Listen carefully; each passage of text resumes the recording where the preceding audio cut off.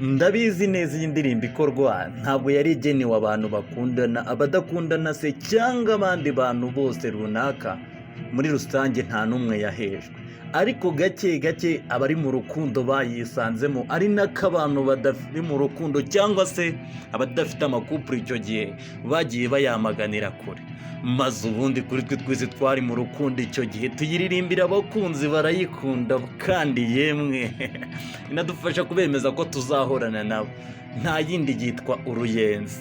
Ndabizi nawe warayiririmbye kandi ndatekereza ko wayiririmbye hari nijoro cyane cyangwa mu gitondo kare mbere y'uko ujya mu kazi, ari nako umukunzi wawe yayiteze amatwi yewe ngo yumve ubutumwa none ugiye kumuha, maze ubundi akajya mu kazi afite icyizere.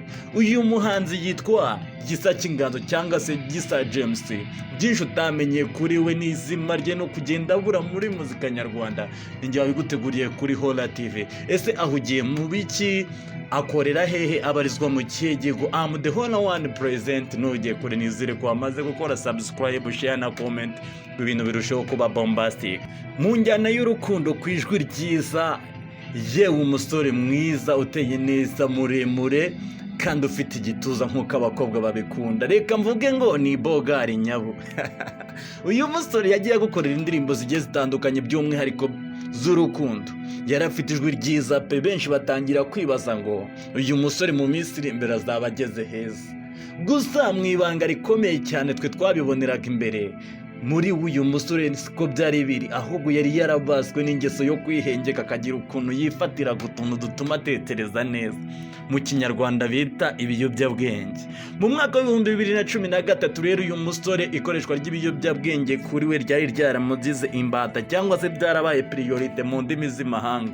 Muri iki gihe kandi uyu musore nibwo yaje guhura n'umwana w'umukobwa, maze uwo mukobwa atera intambwe yo kumwibagiza ibiyobyabwenge.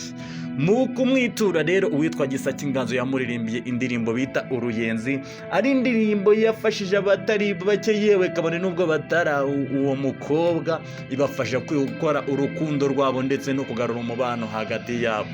Nyuma yaho gatoya rero mu myaka ya 2016 kugera 2020 uyu musore Gisa cy'Inganzo yagarutse mu ndirimbo Ubutunzi ari kumwe na Jay Polly ndetse na Comfort People Ministries. Iyi ndirimbo ikoze mu buryo bw'injyana ihimbaza Imana, abantu benshi batangira kuvuga ngo noneho Gisa agarukiye Imana.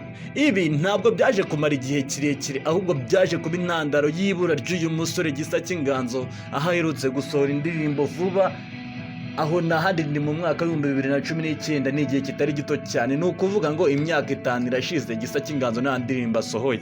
Icyakomeje kwibazwaho n'abantu benshi ni ukwibaza ngo mbese uyu Gisa cy'Inganzo aracyabaho? Ese ni iyihe mpamvu yahisemo kuva mu muziki? Gisa cy'Inganzo bivugwa ko nyuma yo gutandukana na wa mukobwa bakundanaga, yewe waje no kumukura mu bubata bw'ibiyobyabwenge, yaje kuba yatera intambwe yo kongera kwisubiraho, yewe ubu ngubu akaba yarongeye kuba umwe mu bantu babaho badafite icyizere cy'ejo, ni ukuvuga ngo mu cyongereza babyita depression. Byinshi rero nijye uba wabiguteguriye kuri Hola TV, nizere ko wamaze gukora subscribe, share na comment kugira ngo tujye tubana. I'm the Hola One present, ndabakunda.